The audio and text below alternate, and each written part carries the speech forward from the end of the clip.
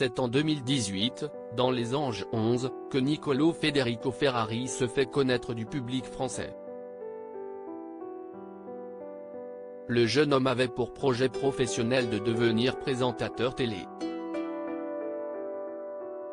Il entamera une brève idylle avec Céline Morel, qui faisait partie des Anges Anonymes.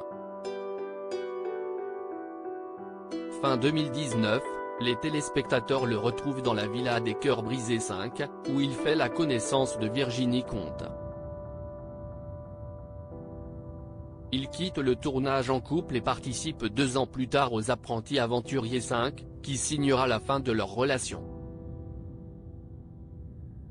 Cependant, le caractère bien trempé de Niccolò et son sens de la répartie l'ont fait gagner en notoriété. Il devient ainsi rapidement un candidat très apprécié du public.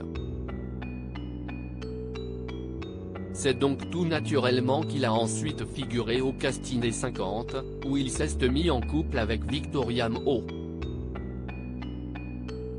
Mais leur liaison s'est terminée peu de temps après la fin du tournage des Apprentis Aventuriers 6. Niccolò Ferrari @Dr Le Beau Blanc a également intégré la famille du Reste du Monde, dans le 7e cross des Marseillais. Il a d'ailleurs réalisé un coup de maître en faisant éliminer Nicola Losina pour mieux le remplacer en tant que chef de famille. Niccolò Ferrari, populaire dans son pays d'origine à l'occasion de sa seconde participation aux Jeux d'aventure de W9, Niccolò a bien voulu accorder un entretien à Télé Loisirs.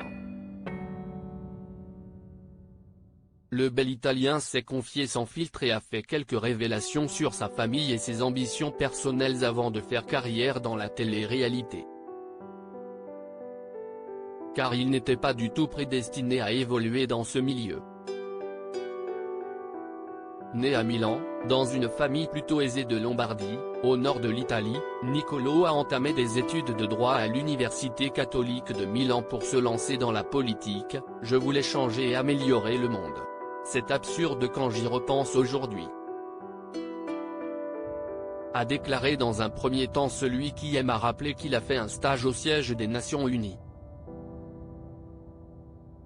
Mais en 2016, par manque d'argent, il plaque tout pour participer à Ricansa, une émission de télé-réalité qui suit le quotidien de jeunes gens issus de riches lignées de la société italienne. Il se fera alors remarquer des productions qui le contactent pour qu'il participe à la version italienne de l'Île de la Tentation. Un choix de carrière qui ne plaît pas à tout le monde seulement, ce revirement n'a pas été accepté par certains membres de sa famille. Comme son père, qui a très mal vécu que son fils ait tiré un trait sur ses aspirations politiques.